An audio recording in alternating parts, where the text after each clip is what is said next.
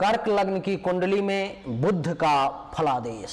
जिस किसी भी व्यक्ति के, जिस किसी भी जातक का कुंडली कर्क लग्न का है, तो अब आप घर बैठे खुद ही देख सकते हैं, खुद ही समझ सकते हैं, किसी ज्योतिषी के पास ज्यादा भाग दौड़ करने की जरूरत नहीं है। आज के इस वीडियो में मैं आपको इसी के बारे में बताने वाला हूं कि अगर आपकी कुंडली कर्क लग्न की है, आपके जीवन में बुध का समय आने वाला है, चाहे वो महादशा हो, अंतरदशा हो, प्रत्यंतर दशा हो, कुछ भी बुध का आने वाला हो, तो इस वीडियो को देख करके एक सामान्य मोटा मोटा आप अनुभव जो है ले सकते हैं। ये सब परेशानी आपके साथ घटित हो सकती है अथवा ये सब अच्छाई आपको मिल सकती है। लेकिन सबसे पहले हम लोग सनातनी हैं, तो सनातन धर्म की एक बार जय जयकार जरूर करेंगे। आप सब भी हमारे साथ करें। धर्म की जय हो, धर्म की जय हो, अधर्म का नाश हो, अधर्म का नाश हो, प्राणियों में सद्भावना हो, प्राणियों में सद्भावना हो, विश्व का कल्याण हो, विश्व का कल्याण हो, नगर बस्ती की जय हो, नगर बस्ती की जय हो, अपने अपने माता पिता की जय हो, अपने अपने गुरुदेव भगवान की जय हो, सब संतन की जय हो, सब भक्तन की जय हो, गौ माता की जय हो, सनातन धर्म की जय हो। गौ हत्या बंद हो, गौ हत्या बंद हो, गंगा अवंध हो, गंगा अवंध हो। देवी और सज्जनों, आज हमारे देश में जगह जगह पर में आवाज उठ रही है। कुछ जो दुराचारी लोग हैं वो आवाज उठा रहे हैं कि भारत के टुकड़े कर दिए जाएं। कुछ विदेशी ताकत हैं जो उनको मदद कर रहे हैं। जो भारत तो पहले ही कई टुकड़ों में बच चुका है, जैसे कि पाकिस्तान, अफगानिस्तान, बांग्लादेश, म्यांमार, ये सब भारत का हिस्सा हुआ करता था। आज ये सब कुछ नहीं है भारत के पास। तो कुछ विदेशी ताकतें ये चाहती है कि भारत को एक और टुकड़ा करके और खालिस्तान अलग कर दिया जाए, लेकिन हम ऐसा होने नहीं देंगे देवी और सज्जनों। न मैं न आप, हम लोग सर की बाजी लगा देंगे, लेकिन ऐसा नहीं होने देंगे। इसलिए आप सब बुलंद आवाज में, जो लोग जहीं बैठे हुए हैं वहीं से बोले, भारत अखंड हो, भारत अखंड हो, भारत हमेशा अखंड ही अब रहेगा। अब कोई ताकत इसे तोड़ने में सक्षम नहीं होगी। इसलिए आप लोग कमेंट में भी जरूर लिखें, भारत अखंड हो। आप किस जगह से हैं वो भी जरूर लिखें, ताकि ये पता चले कि देश के किस किस कोने से लोग भारत की अखंडता के लिए तैयार हैं। तो हेलो, नमस्कार, आदाब, सलाम, सत श्री अकाल, केम छो, कस्से काय, केरो हाल है, केना छी यहाँ सब, कई सनवानी, हाउ आर यू, कैसे हैं आप लोग, केमो नाचो, मनक्कम, खम्हा गनी हुकुम, केमती अच्छंती की खबोर, नमस्तुभ्यं। देवी और सज्जनों, आज के इस वीडियो में मैं राजा मिश्रा चर्चा करने जा रहा हूं कर्क लग्न के कुंडली में बुध के फलादेश के बारे में। देवी और सज्जनों, आपकी जानकारी के लिए बता दूं कि कर्क लग्न वालों के लिए इससे पहले मैंने मंगल का, सूर्य का, चंद्रमा का फलादेश बता चुका हूं। इससे पहले मैंने कर्क लग्न में कौन से ग्रह आपके लिए बढ़िया है, कौन सा ग्रह खराब है वो बता चुका हूं। किस ग्रह का रत्न धारण कर सकते हो, किस ग्रह का नहीं कर सकते हो वो बता चुका हूं। कारक मारक सब बता चुका हूं। तो इस वीडियो में सिर्फ बुध के बारे में चर्चा करेंगे। आप कर्क लग्न की कुंडली देखना सीखेगा प्लेलिस्ट जब देखेंगे खोल के, तो उसमें सारा आपको मिल जाएगा। देवी और सज्जनों, कर्क लग्न की कुंडली में बुध 12वें और तीसरे भाव का मालिक होता है, जिसके कारण से बुध एक मारक ग्रह के तौर पर में कर्क लग्न की कुंडली में जाना जाता है। ये एक मारक ग्रह है, ये अच्छा ग्रह नहीं है। इस कुंडली में ये ग्रह जहां बैठेगा, जिस भाव में भी बैठेगा, वहां पर में नुकसान ही पहुंचाएगा। इसलिए आइए किस जगह पे बैठ के क्या फायदा क्या नुकसान देगा उसको समझने की कोशिश करें। और जीवन में अगर बुध की महादशा, अंतरदशा अथवा प्रत्यंतर दशा चल रही हो और विशेष अगर नियम लागू नहीं हो रहा होगा, तो जो मैं कह रहा हूं वही स्थिति आपके साथ लागू होगी। आइए, कुंडली के अगर प्रथम भाव में यहां पर में बुध अगर बैठा हुआ है, तो ये समझें कि शारीरिक तौर पर में अपने समय में बुध आपको कमजोर करने का प्रयास करेगा, रंग रूप में कमी लाएगा, आपको मेंटली तौर पर में भी डिस्टर्ब करने का प्रयास कर सकता है, विवेक का सहारा कम मिलेगा, शील स्वभाव भी खराब हो सकता है आपका। इसकी सप्तम दृष्टि प्रथम भाव पर में जीवन साथी के साथ टेंशन, तनाव, काम वासना की अधिकता, वैवाहिक जीवन में परेशानी, दैनिक रोजगार व्यवसाय का अच्छा न चलना, प्राइवेट पार्ट से संबंधित परेशानी, दुश्मनों के द्वारा परेशानी, पार्टनरशिप में भी परेशानी का योग बना देगा बुध आपको। बुध के समय में प्रथम भाव में अगर बुध बैठा हुआ है तो कभी भी पन्ना नाम का रत्न धारण ना करें, नहीं तो वो आपको तबाह कर देगा। इसके बाद मैं आपको बता दूं कि अगर बुध आपके कुंडली के दूसरे भाव में सिंह राशि में बैठा हुआ है तो क्या करेगा। दूसरे भाव में बैठा हुआ बुध आपके लिए धन धान्य संपत्ति जो जमा पूंजी होगी आपके हाथों से बर्बाद करवाना शुरू कर देगा, उसको नुकसान करवाना शुरू कर देगा। आप उसे चाह करके भी बचा नहीं पाएंगे। जमा पूंजी को खत्म करने का नित्य नया नया जुगाड़ लगाना, टेक्निक लगाना शुरू कर देगा। परिवार के लोगों के साथ टेंशन तनाव की स्थिति उत्पन्न कर सकता है। किसी भी स्वजन की, स्वकीय संबंधियों, परिवार में कुटुंब की किसी की मृत्यु तक करवा सकता है। आपके वाणी के कारण आपको परेशानी में डालने का प्रयास कर सकता है। और आपको मैं बता दूं कि वाणी जरूर मीठी होगी आपकी, लेकिन वो आपके किसी काम की नहीं होगी। आपको भोजन भी जो है सही समय पर और बढ़िया मनपसंद मिलने में परेशानी का सामना करना पड़ सकता है। पड़ोसी के साथ टेंशन तनाव, मुख से संबंधित कुछ परेशानी और आंख से संबंधित भी किसी प्रकार का परेशानी दे सकता है। यहाँ से सप्तम दृष्टि पड़ेगी अष्टम भाव पर में, जिसके कारण से आपको अचानक से धन हानि का योग, विदेश यात्रा का भी योग बन सकता है। अचानक से बनता हुआ काम को बिगाड़ सकता है। दुर्घटना, एक्सीडेंट की स्थिति भी उत्पन्न हो सकती है। पैखाने के रास्ते से संबंधित भी किसी प्रकार की परेशानी दे सकता है। इसीलिए बुध के समय में इस जगह पर भी कोई पन्ना रत्न नहीं धारण करना है। बुध अगर आपके कुंडली के तीसरे भाव में बैठा हुआ है, तीसरे भाव में बैठा हुआ बुध उच्च का हो गया, तीसरे भाव में बैठा बुध उच्च का हो गया और लग्नेश भी अगर मजबूती अवस्था में बैठा हुआ है तो ये आपको छोटे भाई बहन, जूनियर्स, इन सब से अपने समय में लाभ दिलवाएगा। खुद के पराक्रम में वृद्धि करेगा, धैर्य को मजबूत करेगा, गुप्त शत्रु का नाश करेगा, गले, नाक, कान, श्वसन अंग से संबंधित परेशानी को दूर करने का प्रयास करेगा। लेकिन उच्च से नीच दृष्टि से नवम भाव को देखेगा तो भाग्य का साथ कम मिलेगा। पिता के साथ टेंशन तनाव की स्थिति उत्पन्न कर सकता है। धर्म, कर्म, तीर्थ यात्रा जो है आपको बहुत अच्छे तरीके से नहीं करने देगा, उसमें भी बाधा उत्पन्न करेगा। यश में कमी, ससुराल से टेंशन तनाव का योग बनाएगा। संत महात्मा, ऋषि मुनि, ब्राह्मण, आचार्य का आशीर्वाद भी जो है आपको कम प्राप्त होगा इस समय में। और आपके लिए जो है सो समय ये 50% बढ़िया और 50% खराब रहेगा। इस समय में भी बुध के लिए पन्ना नहीं धारण करना है। बुध अगर कुंडली के चौथे भाव में बैठा हुआ है तुला राशि में देवी और सज्जनों, तो ये क्या करेगा कि सुख में कमी लाने का प्रयास करेगा। माता को हेल्थ वाइज इशू देने की कोशिश कर सकता है। मकान से संबंधित कुछ परेशानी दे सकता है। जमीन, मकान, गाड़ी, अचल संपत्ति, इन सब के रिगार्डिंग कुछ ना कुछ टेंशन तनाव देने का प्रयास करेगा। छाती, हृदय, फेफड़े से संबंधित भी कुछ परेशानी दे सकता है। और इसकी सप्तम दृष्टि जो है सो दसम भाव पर में, तो पिता को भी कुछ परेशानी, पिता से भी कुछ अनबन हो सकती है। काम धंधा बढ़िया न चलना, पद प्रतिष्ठा, मान सम्मान में भी कुछ कमी का योग आपके लिए ये बना सकता है बुध, इसलिए सावधान। बुध अगर कुंडली के पंचम भाव में बैठा हुआ है तो बुध की महादशा अंतरदशा में ये क्या करेगा आपको मैं बता दूं कि एक पुत्री प्राप्ति का तो योग बनाएगा ही सबसे पहले आपके जीवन में। और जब बुध की महादशा अंतरदशा आएगी तो बुध के समय में संतान को हेल्थ वाइज इशू, संतान के साथ आपके संबंध में भी थोड़ी सी खराबी, आपके पास जो विद्या बुद्धि है उसका सही इस्तेमाल करके उचित लाभ भी आप ना ले पाएंगे। पेट से संबंधित परेशानी, यश में कमी, चाहने वालों की संख्या में भी कमी, धर्म, कर्म, मंगल कार्य करने में परेशानी, प्रेम संबंध में भी असफलता के योग देगा ये बुध आपको।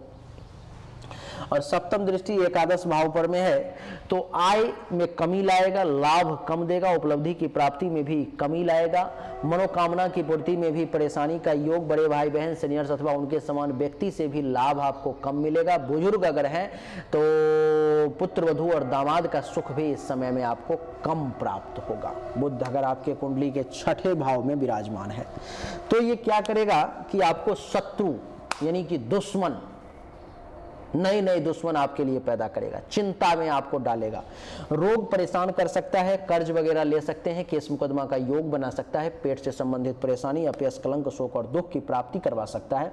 और इसकी सप्तम दृष्टि द्वादश भाव पर पड़ेगी तो खर्चा ज्यादा, धन हानि का योग, विदेश यात्रा तक का योग करवा सकता है। और आपके लिए बता दूं कि अस्पताल का खर्चा भी एक्टिवेट हो सकता है, आंख से संबंधित परेशानी भी ये दे सकता है, पेट से संबंधित भी परेशानी दे सकता है, इसलिए सावधान।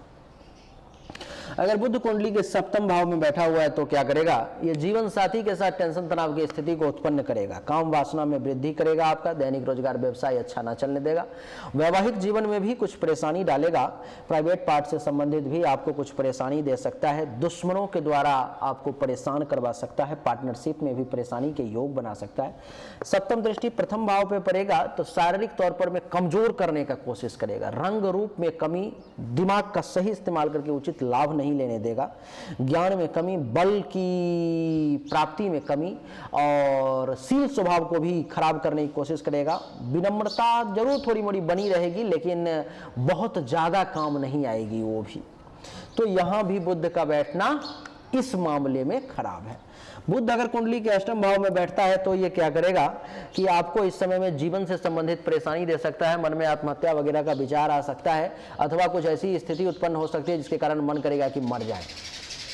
मृत्यु आपके दरवाजे पे दस्तक दे सकती है, मरने, मृत्यु अथवा मृत्यु तुल्य कष्ट का भी सामना करना पड़ सकता है, अचानक से धनहानि के योग बन सकते हैं, विदेश जा सकते हो, अचानक से बनता हुआ काम बिगड़ सकता है, दुर्घटना एक्सीडेंट की स्थिति भी आपके लिए उत्पन्न हो सकती है। सप्तम दृष्टि द्वितीय भाव पर में जिसके कारण से धन धान्य संपत्ति जो जमा पूंजी है उसको भी ये जगह पे बैठ करके आने वाले समय में खत्म करने का प्रयास करेगा। परिवार के लोगों के साथ टेंशन तनाव की स्थिति, वाणी जरूर मीठी रहेगी लेकिन वाणी के कारण ही कुछ न कुछ ऐसा बोल दोगे के कारण से परेशानी में पड़ जाओगे। पड़ोसी के साथ भी टेंशन तनाव का योग, आंख से संबंधित परेशानी, पैखाने के रास्ते से संबंधित भी किसी प्रकार की परेशानी का ये योग बना सकता है आपके लिए।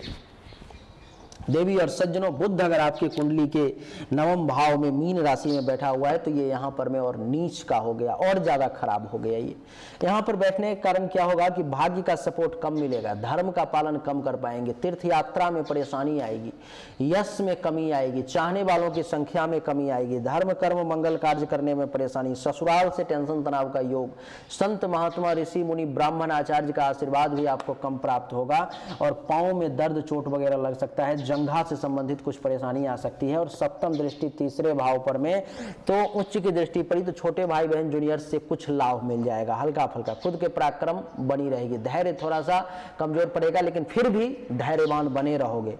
और गुप्त शत्रु का जो है सो नाश होगा, गुप्त शत्रु आपका कुछ बिगाड़ नहीं पाएगा। गले नाक कान श्वसन अंग से संबंधित अगर परेशानी है तो उसमें भी राहत आएगी। माता के लिए मृत्युतुल्य कष्ट का भी समय होगा तो उसको भी ये बचाने का प्रयास करेगा बुध।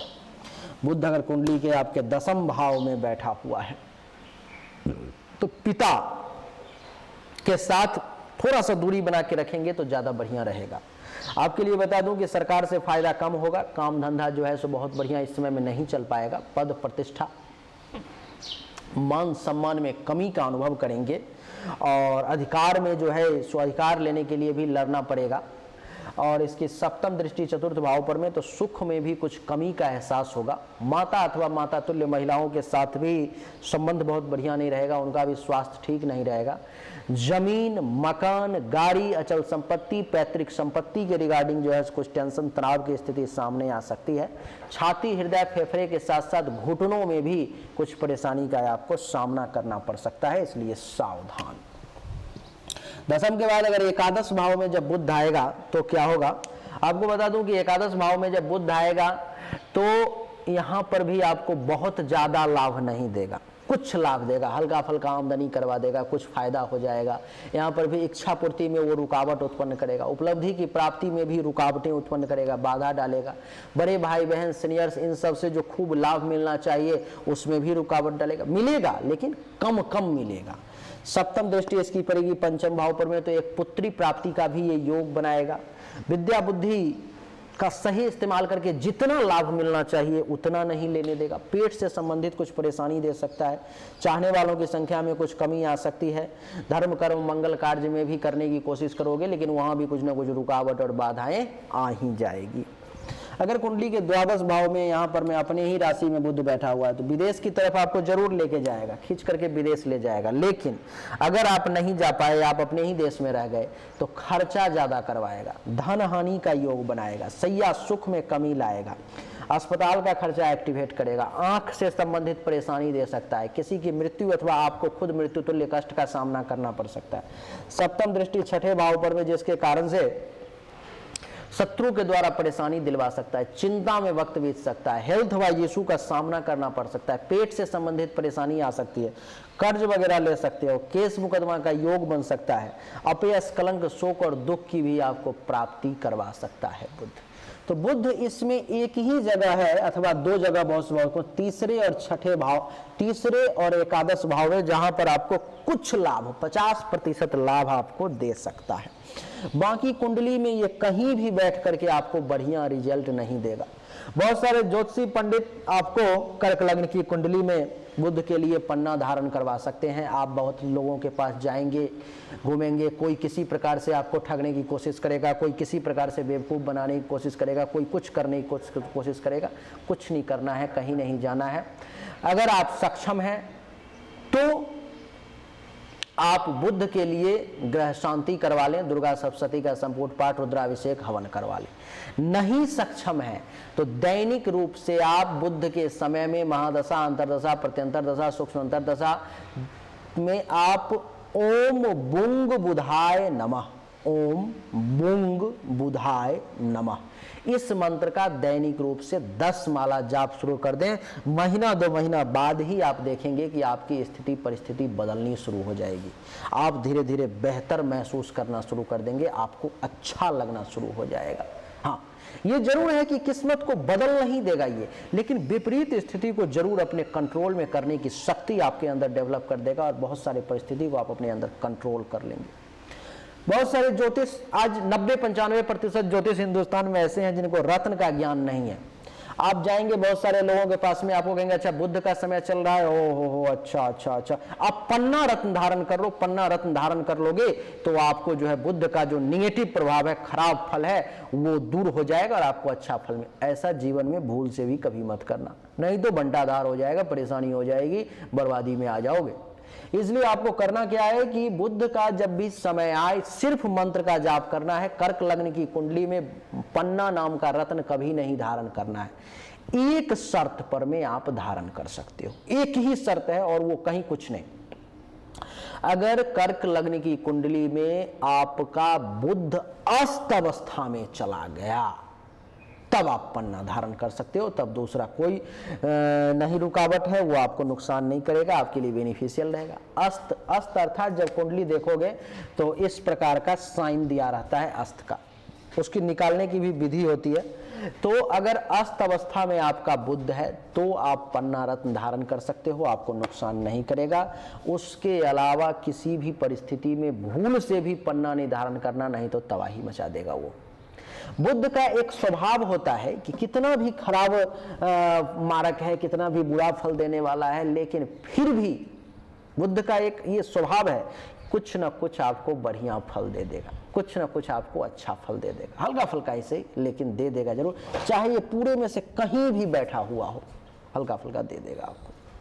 तो देवी और सज्जनों, यही थी कर्क लग्न की कुंडली में बुध का फलादेश, जो उम्मीद करता हूं कि आप समझ चुके होंगे, आपको अच्छा लगा होगा। अगर आपको अच्छा लगा तो इस वीडियो को लाइक करें, शेयर करें, चैनल को सब्सक्राइब करके इसके बेल आइकन के बटन को दबा दें। एक बार फिर से आप सभी का बहुत बहुत धन्यवाद। Thank you so much. जय हिंद, वंदे मातरम। बोलिए राधे राधे।